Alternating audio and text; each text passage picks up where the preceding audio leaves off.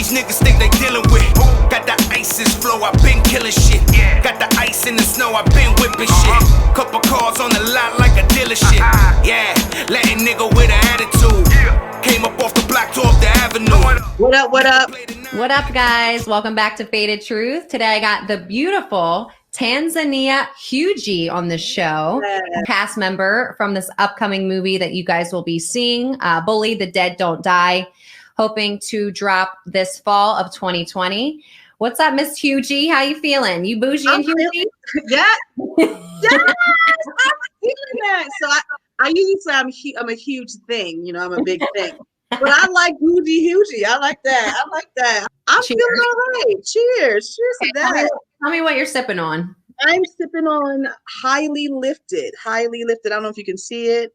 It is infused by my homegirl Taz Lima out of New York. Bourbon Summer Aid. It's gonna knock me off my goddamn ass. And what you sipping on? What you sipping on over there? I got Pinot Noir, DEA Claudine Shaw.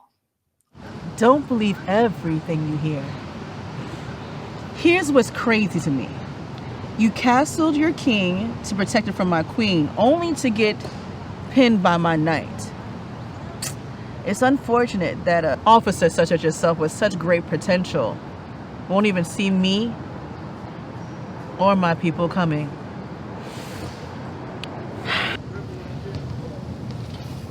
Sure. We need to do this again sometime.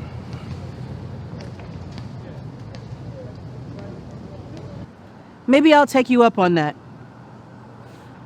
Have a good court day. If you're not dead. Dead don't die.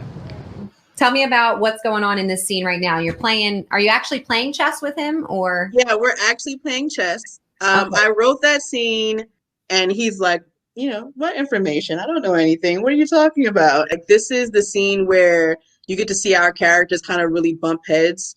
Finally, Claudine Shaw comes in the beginning. She pretty much comes and you hear about her. Her brother is killed. So you hear that she's there. Like, you hear that she's coming to do an investigation.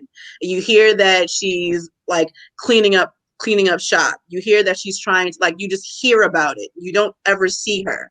So in this scene, when you finally see her, it's super powerful. So this was the first time everyone sees Claudine. Everyone sees Claudine. She don't take no shit.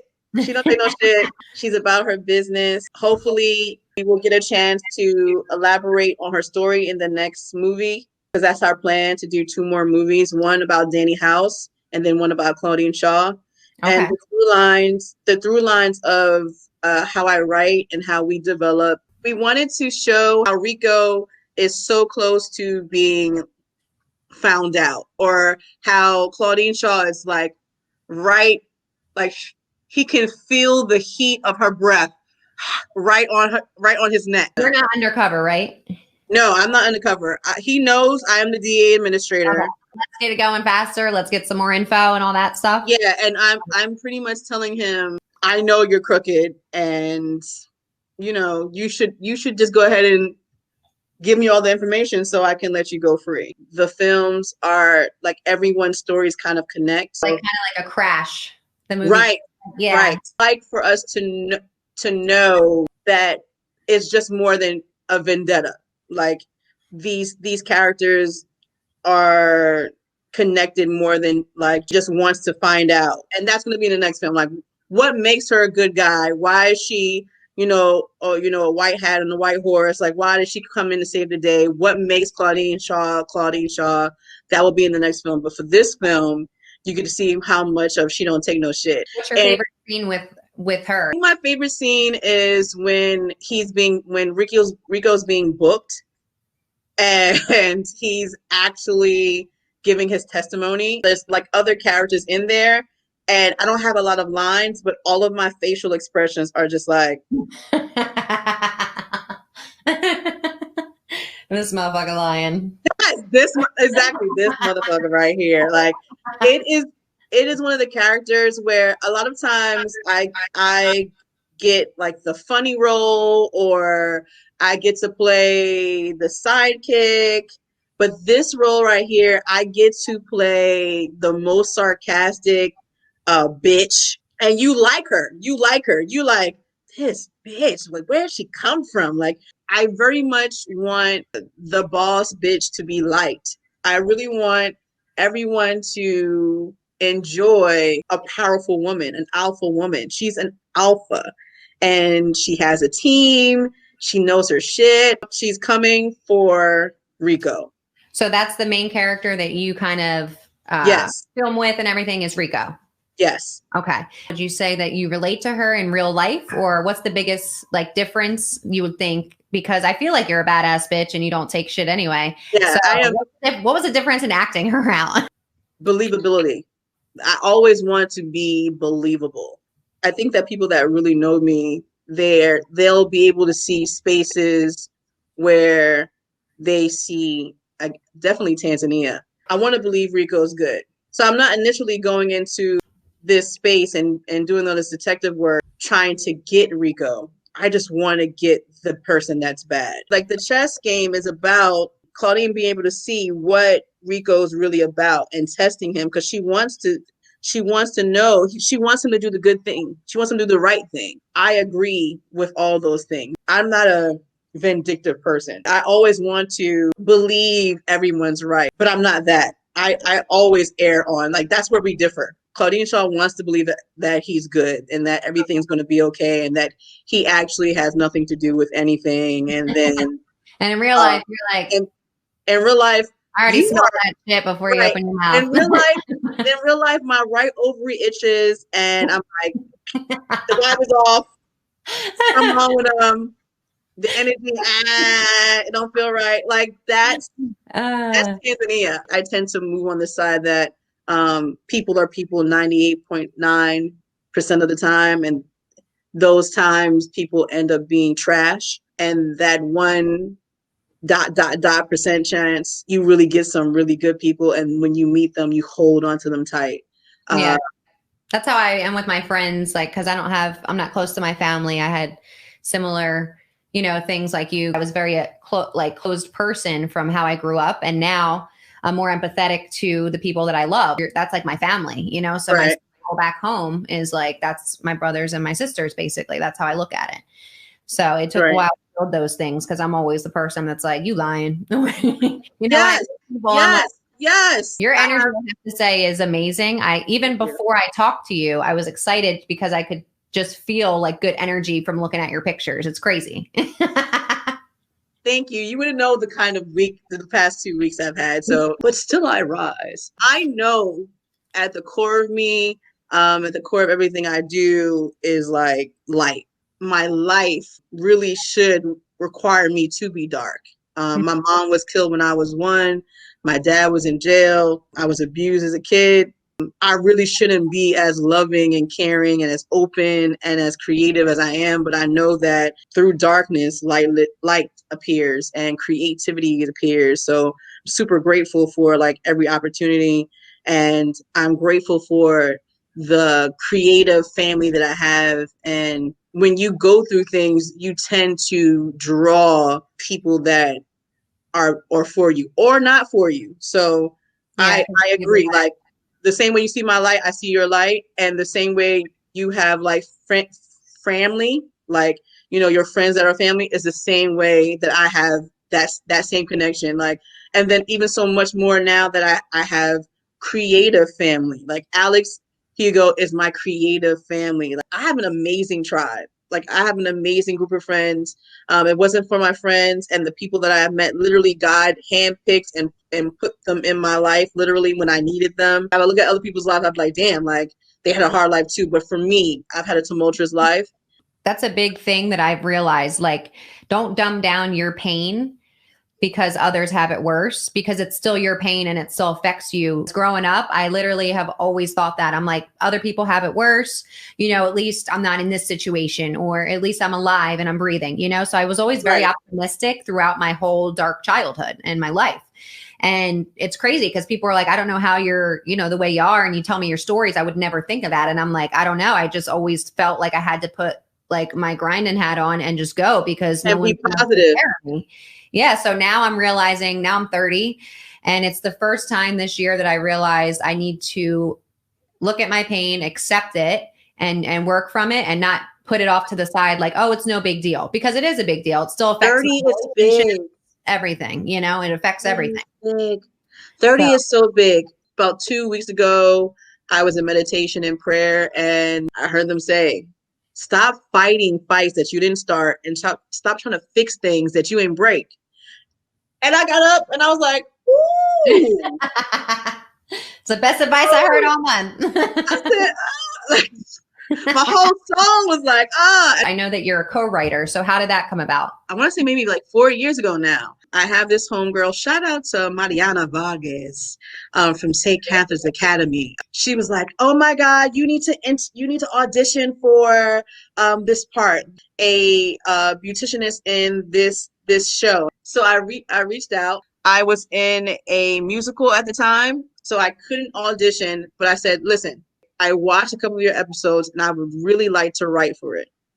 He was like, cool, write me a scene and shoot it to me. And I was talking about the episodes from the series Bully before? Yes, okay. From the series Bully. So if you're watching the series Bully, we are back on Roku, and we are also on Deja Vu. So we're up and running because we're about to draw Bully the Dead Don't Die. Okay, so tell me about Timeless Guilt. In Timeless Guilt, I play a character named Liz. No answer, huh? Nope. You led that boy on. No, I did not.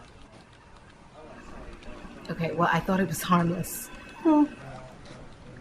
Okay, you're right. I was very unprofessional. It was just this whole situation with Anthony and my emotions, and I spent a lot of time on the case with Darnell, and I just cannot separate the two. You think? You have to remember what you signed up for. You are a reporter. You know better than anybody else. I got to be the funny person. Was that easier for you? Because I feel like you're already a goofball. Yes. Okay. So I would say Liz is most like Tanzania, like the sarcastic part of Tanzania. I get to like roll my eyes and be like, really? I get to make a whole bunch of facial expressions. My role is the comic relief. So I get to be the best friend. Liz is funny. She's warm. She is all about the coins. She's like the auntie sister role, where if you're coming to Liz for advice, she's like, "Now, girl, you know better. You know you don't fucked up. You know you shouldn't have touched that, or no, you shouldn't. You know you should have screwed that boy." And that's what I tell my friends, but I'm like the best first advice. At least you got some. But was it good? So wait, what about He Got Bars? Man. Okay, so He Got Bars is with my other creative partner, Vaughn Elsie Collins. The character's name is Kelly. And I get to be extra funny there. Like this character, I actually get to be like over the top. I get to flirt. Yeah, I get to do this too. Like Kelly's very single. Very, very, very single. Okay. And I get to be a sophisticated bird. I'm Damien. Does this beautiful woman who liked my movie have a name? I'm Asia. And this is Kelly. Single, very single Kelly. You know what? Are you an actress? Oh, me? Yes, you, because you have like Oh, darling, I've been told. I can imagine. Hold on 1 second. Kelly, right? Yes. This is Kelly. She has the look, doesn't she? Indeed, she does. She wants to be an actress. And Chuck James. Kelly. I directed Rose from Concrete. Oh my God, I know exactly who you are. You're an actress. Yes. Why don't you come and tell me? Well, I've been acting since I was a child. Girl! So, Chuck James wanted me to be a whole star. Yes. Thank you for not coming. But, oh my God, I'm gonna be on Broadway. Yes. So, are we getting drinks or not? no. No? Oh, I can't stand those stifling energy. You need Palo Santo or Sage or something. Call me. Comedy is really, really hard. People really think that comedy is easy because, like people are laughing. But timing, Whoopi Goldberg and Eddie Murphy, I think their comedic timing in films is impeccable. Whoopi Goldberg can go from the stage to film back to theater. Like she can go from being a comedian to doing Broadway, then to being on film, and it seems effortless and seamless, and I think that's why she is my favorite. And I'm really big into cannabis now because I don't smoke often, but I'm really big into infusing it into my food, infusing it into my drinks. I have an autoimmune disease, so when it comes to inflammation, it's really big and helpful for me to get it into my body. And this is a whole body high as opposed to like a head high. You have like arthritis, if you have joint pain, if you have like carpal tunnel, and like as a writer, it's good for me to be relaxed. I'm so happy that you're on the cannabis train because it's crazy doing all these interviews now. I've had a few different people that are like heavy in the plants over pills movement of, you know, stop taking things for the inflammation or the headaches or whatever it may be. If you're in sports and they give you pills for the injuries, you know, just find the strain or type of weed that works for you. Find the way to take it. You don't have to smoke it. You know, you could take gummies. You could do whatever you need to do. Big Pharma is big on giving you one thing and then it causes a whole lot of other things. Mm-hmm. So when I got diagnosed, I kept asking the doctor, you know, if I've had it, you know, throughout my whole entire life, why am I getting it now? And she was like, you know, first off, we work so hard in America. We're just working and we just push things off. So we don't take care of our bodies. One, I looked into natural ways of relieving the pain. Taking a gummy, taking a tincture, like a stevia tincture, finding out, I'm already starting to feel it already. Finding out something that, like finding out what strand is good for inflammation, like only taking it when I'm inflamed, or taking CBD to manage through pain. Do you take THC daily or only if you have a... Only if I'm in a flare-up. So my flare-ups feel like you're getting the flu. There's CBD just to keep me calm. So that's your Scorpio ass needs that. You're also a social justice activist, correct? Oh, it's getting to you. So, you know, what does that mean? Or does that mean you're speaking on Black rights whenever you can? So I'm speaking on Black first. I'm Black on Black on Black. I wore Black. This is Black. What country is your family from? America. Like, we're off the boat. Like, so when you say, so now we're about to have a real conversation. So, hello? Hey, this is she.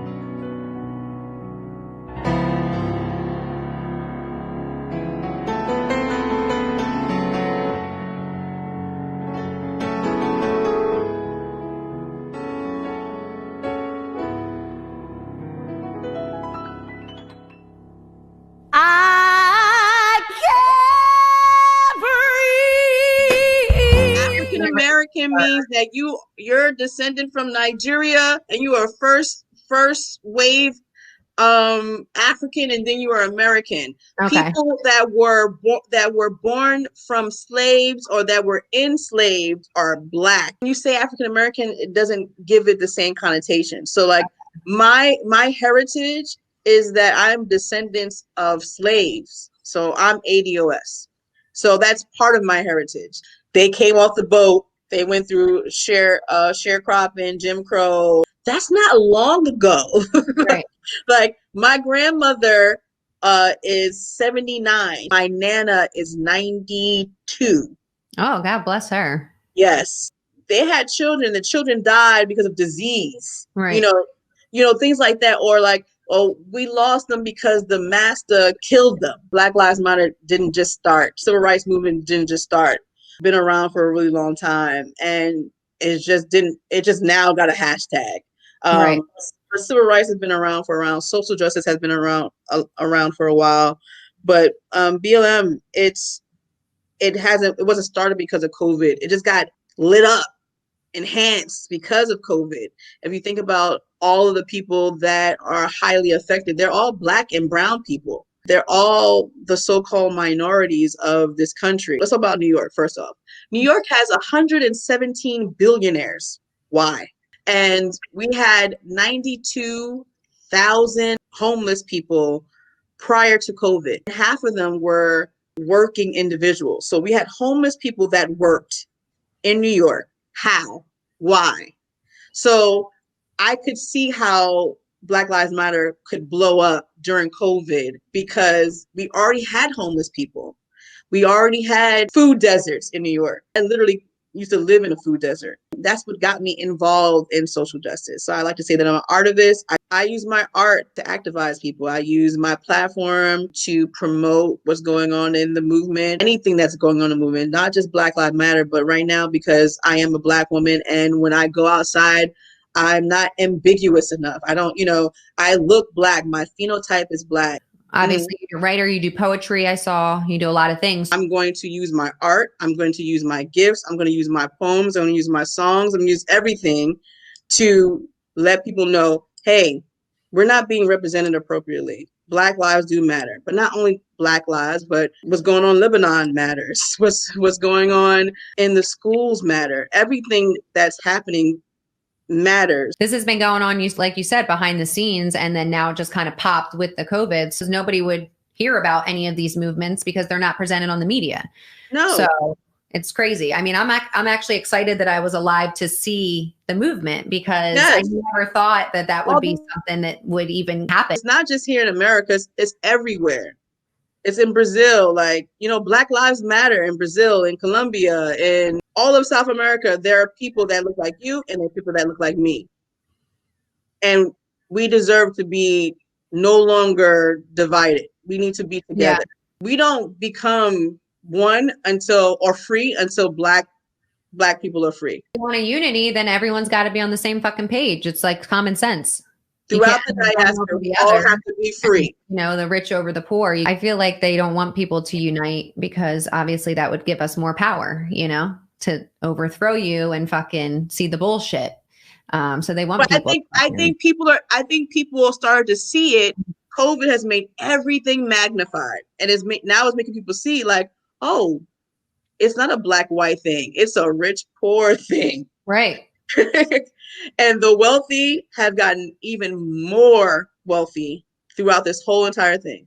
One billionaire in New York to pay for all the taxes. Like, how did Flint, Michigan have no clean water for how long? But the fucking 4 years now. 4 or 5 years now. That's fucking insane. That's like insane, especially in the US, because it's like they live like they're in a third world country. I know that you have a hobby, Tansy cooks. God, you nosy. So what's your favorite thing to cook? Right now, I really like making South Asian and Pan Asian. I've learned how to make a sushi roll. So my working my way all the way over. So I know how to make, so then I have to learn how to make like the sashimi and then the hand roll and then I'm good. Okay. Yeah, but so now I'm in like the Asian realm, but what comes to me naturally is like soul food. So like macaroni and cheese, fried chicken. What's the biggest obstacle that you think you faced in your acting career? Getting over my image, being a full-figured, brown-skinned, dark-skinned Black woman and being told, oh, it's your image. I know I'm good enough, but being in a sea of Black women who are not, who when you get to the industry, they don't know what kind of Black woman they want. They always pick the ambiguous Black woman. I can't take my Blackness off. I'm always comfortable in my skin, but I also recognize that when I go into auditions, there'll be me and then like a light-skinned chick at a callback. So I always feel like the industry doesn't know what image of Black women they want. Right. Okay. So I'm always trying to figure out in an audition, how Black do you want me? In acting school, we don't study movies that are indicative to Black culture and Black theater, things like that. We're studying a lot of films that are white-based. But then when I go into an audition and they're looking for the sassy Black girl, or they're looking for a Black girl to be more ethnic, but I have been taught to act a character that's not culturally me, you start to double guess yourself when you audition. Like, when they ask you to do something else, you're like, do you want a neck roll when you what do you want? Do you have a special thing that you do before you get on stage or to an audition? Like, do you meditate? Do you pray? I pray. I listen to music. I try not to answer any text messages or phone calls because they are distracting. I say that I was born for this. Like in my head, I say, I'm born for this, and whatever it's going to be is going to be. And then when I'm walking in, I breathe in and then out. And then I say, feel your feet on the floor. Because once you feel like your feet on the floor, you feel grounded. You drop in and you're like, okay, I'm here. You look everyone in their eyes and then you fill up the room with your energy and your space. Instead of like letting the people there shrink you. Right. You That's then looking at it. Yeah, you go in and you fill up the room. So then I breathe in, I fill in the room, and then I say, hi, my name is Tanzania Hughie, and they were like, blah, blah, blah, blah. Do you have any upcoming things that you're working on now? Can you sing? Yes. I heard it. I don't like you. I feel like you're literally pulling out all of my stuff. I don't like you. You're sneaky. You're sneaky. You little sneaky devil, you. Did you do an evil laugh? Like, look. It sounds evil. I don't mean it to be. I literally have an evil laugh. I've heard it my whole life. It's called the witch cackle. I ain't fucking with Jan. We are now writing another series of Being DNA. I am now a columnist for GiveMeAstoria.com, and I write open-end pieces. I just did a post called The Zen Within, and that was me, touring Astoria, talking about my activism in the march, and also talking about my feelings of like just New York, like losing its diversity with gentrification that's happening. And then people like COVID, see people coming together and I see people separating. My piece was really about, Queens and then Astoria being the melting pot of New York. And I never want New York to lose that feeling of it being a melting pot because it's what makes us diverse. It's what makes America, America, but it also is what makes New York feel like New York. Exactly. I got a question for you. Yes. What makes you happiest in life? Damn. Yes. What makes you Yes. Yeah. What makes you happiest in life? Is it bad that I think weed? Because if I don't smoke, I actually don't accept the other happiness into it. I always wake up. With me. You're all right with me. I feel like I smoke and everything else kind of falls in. But what makes me happiest now in my life is I want to see my family or friends that didn't have the same opportunities as me. I want to see them do good. And I want to see them do better for themselves. And I'm one of those people that if you're my friend, I'm always going to tell you the blunt truth. Like, hey, don't fuck with him. Fuck him. Cut him off. Cut her off. Whatever you got to do. It's not serving you, And I want people to have the same positive mindset as me. And it's hard because if you don't know how to train yourself, then, people always just kind of let those thoughts come in and creep in. For me, I'm like, I don't really let shit pass my shield. I got plexiglass around me. It was COVID up in this bitch way before 2020. Way before COVID, okay? For me, I want to make sure that the people around me have the same type of mindset that you could do whatever the fuck you want. You don't have to answer to nobody. You answer to yourself. Mm-hmm. And if the quicker you start caring less about what people think of you, the happier you will be. Preach. Yes. Preach, sister. So you've had this evolution of going from thinking very singular minded to being very tribal minded, very community minded. And I love it. Yeah. What would you say is the best advice for somebody that's had a traumatic life now that you're, in your late 30s? The black don't crack. So don't live with regrets. It will eat your ass up. Always try it once, except for crack.